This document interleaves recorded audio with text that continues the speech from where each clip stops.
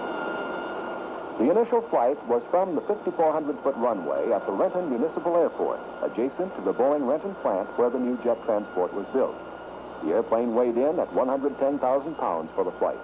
Calculations indicated it would be airborne after approximately 2,200-foot ground run and should be at roughly 600 feet altitude as it passed over the end of the runway. It would then climb to a medium altitude, 20,000 feet, and carry out a low-speed shakedown flight. Tex waved to his family, closed the cockpit window, and prepared to taxi out.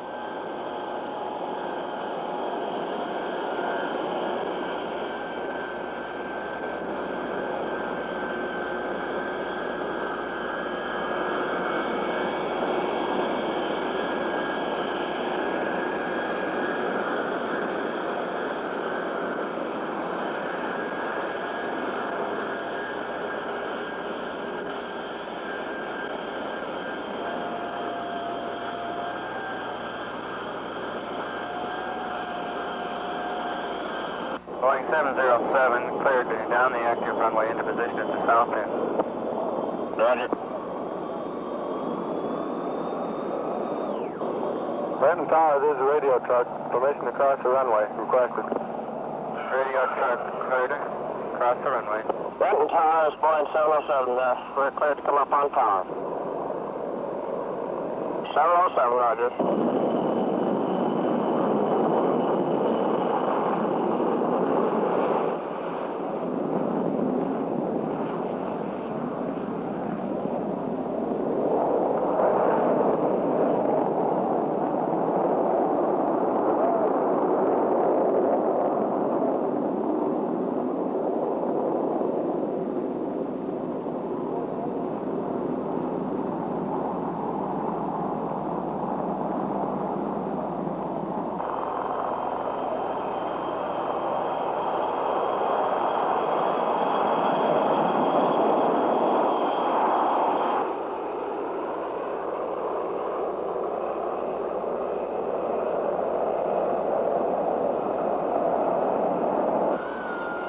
Flight test, you read? This is Tex. We've been climbing for 8,700 feet. All engine operation is normal. Hydraulic pressures are normal. The airplane feels good. The red lines line up so that as far as we can tell the airplane that the gear is down and locked. We're coming in. Over, flight test.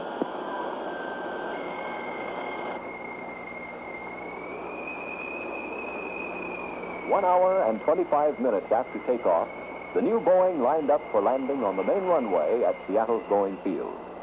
The airplane approached from the north and touched down. The maiden flight of America's first jet transport was over.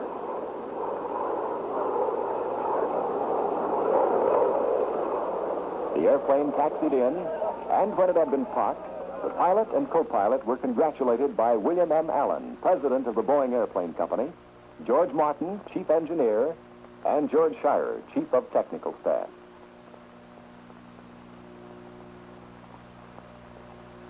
TV commentators interviewed Dick Slush and his family and Tex.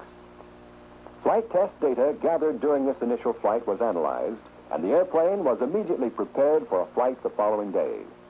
6 flights were made on the new airplane within the next 7 days following the initial flight. The airplane was flown above 42,000 feet altitude and at airspeeds in excess of 550 miles per hour. Aerial refueling formating capability with the B-52 was demonstrated. The age of the jet transport is here, ushered in by the Boeing prototype model 707 airplane. Through continued testing and operation of this prototype airplane, early realization of an effective operational jet transport for airline use is assured.